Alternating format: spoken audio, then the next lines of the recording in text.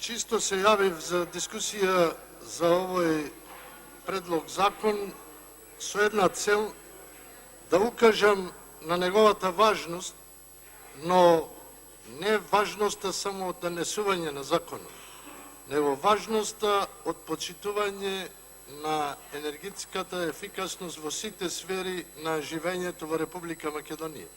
И мојата цел уште на комисија беше да му укажам на министерот кои грешки ги правиме како држава и кои чекори треба да ги направиме за да имаме добра енергетска ефикасност, но за жал заради европското знаменце, заради не знам кои други причини, не сака едноставно луѓето од власта да слушнат што грешиме и што не кошта многу пари во државата и за жал тие пари одат по ветар.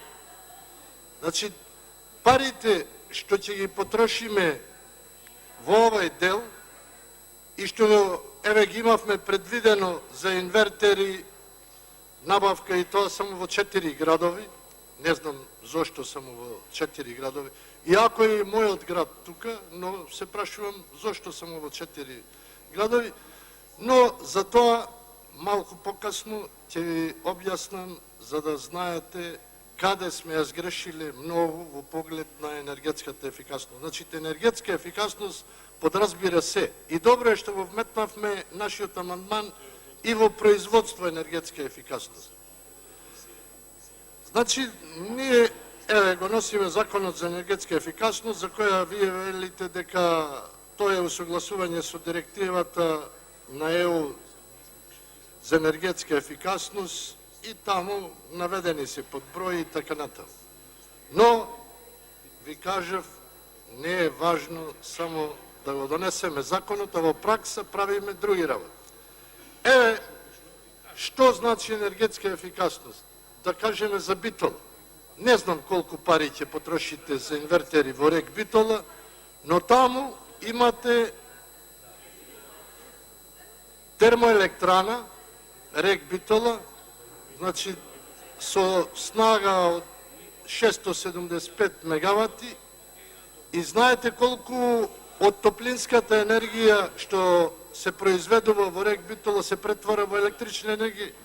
Само 30-31 до 33% од топлинската енергија се претвара во електрична енергија. И сега ние најдовме решение, инвертер клими ќе стимулираме, ќе потрошиме пари, а 70% од топлината во РЕК Битола оди во воздух, во атмосфера. Што ќе не кошташе ако го продолжевме проектот за топлификација во Битола? Со тој проект ќе заштедевме енергија во РЕК Битола и таа енергија ќе служеше за затоплување на Битола.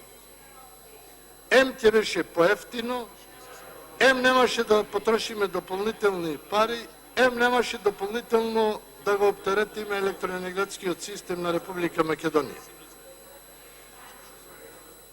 Исто така, ќе потрошиме најмногу пари за инвертери во Скопје, а тука ја имаме топлификација. Зошто не стимулираме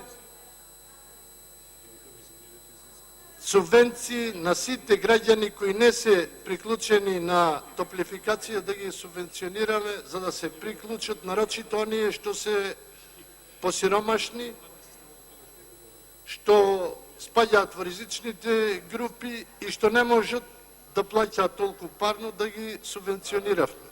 Значи, немаше да има толку прекини на електрична енергија во градот Скопје, во населбите во градот Скопје, ќе растеретевме дистрибутивната мрежа, ќе имаше помало оптоварување на сите кабли и трафостаници во Скопје, ќе имаме помалку загадување затоа што треба да произведеме помалку електрична енергија, а граѓаните ќе беа приклучени на топлификација што користи природен газ за производство на топлинска енергија. Значи, во оваа сфера се тргнува од таму каде што најмногу може да се заштеди, па потоа се оди надолу. Значи, за Скопје и за Битола ги кажавме работи. Жал ми е што и во Кичево, каде што е термоелектраната осломи, но сега заради недостаток на јаглени не работи толку, но кога работи или кога работело, можеше да се предвиди и грејање од термоелектраната осломи за Кичево. Но сега, кажав, тоа е касно, треба сега да се размислува како да се продолжи во Рекосломи. Сега, директно за законов да кажеме неколку работи. Значи, сите наши поднесени амандмани беа во насока на подобрување на текстот на законот и мислам дека ако добро беа разгледани, ќе може повеќето да бидат прифатени, затоа што целта во оваа сфера не е иста. Нема енергетска ефикасност на СДСМ или енергетска ефикасност на ВМРО-ДПМН. Има енергетска ефикасност за сите граѓани во Република Македонија, со која ќе се заштедат доста пари што ги плаќаме за увоз на електрична енергија, за увоз на газ, за увоз на сите оние енергенски што ги немаме, а во моментов, а и понатаму ќе бидеме енергетски зависна држава, затоа што тоа е тоа што го имаме. Исто така ние предложивме годишно да се инвестира во енергетска ефикасност на 3% од јавните и државните објекти, затоа што 1% е малку и затоа што ако по 1% ги ревитализираме, реновираме, реконструираме државните и јавните објекти, ќе ни треба 30 години минимум да постигнеме енергетска ефикасност во целата држава, а како што кажав и на комисија, најдобро инвестирани пари се парите инвестирани за енергетска ефикасност. Тие ќе се вратат најбрзо, најмногу пари ќе се вратат со постигнување добра енергетска ефикасност. Исто така, предлагавме, што е многу логично, а не знам зошто не го прифатите, во јавниот сектор да не биде цената на чинење единствен критериум за добивање на јавната набавка. Значи, економски најдобрата понуда е тоа што треба да го бараме. Значи, ние треба да видиме колку ќе не кошта реконструкцијата на тој објект за да го направиме енергетски ефикасен и за колку години и колку пари ќе вратиме со инвестирање во тој објект јавен или државен. Што ние сме напишале во законот минимални барања за енергетска ефикасност?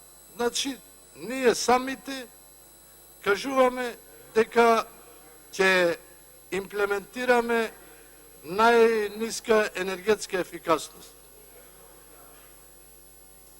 Што ако најдобрата енергетска ефикасност кошта 30% повеќе од цената што би ја постигнале за минимална енергетска ефикасност и ако парите што ќе ги вложиме еднократно ги вложуваме во реконструкција на објектите, значи еднократно се вложуваат, а се враќаат повеќе кратно. Значи, што ако имаме многу добра енергетска ефикасност и ќе вратиме многу повеќе пари на многу подолг период? Тоа мора да го имаме во предвид и тоа, за жал, не го направивме. Исто така и за енергетски инспектори, кажавме дека е добро да има 240 кредити по ЕКТС, но ние и тука минимум пишуваме. Енергетски инспектори треба да бидат луѓето со најмногу знаење во оваа сфера. А најмногу знаење во оваа сфера може да имаат луѓето што најмногу учат и најмногу работат. Ние не можеме сегде најнискиот критериум да си го дозволуваме и да се бориме за влез во Европската унија.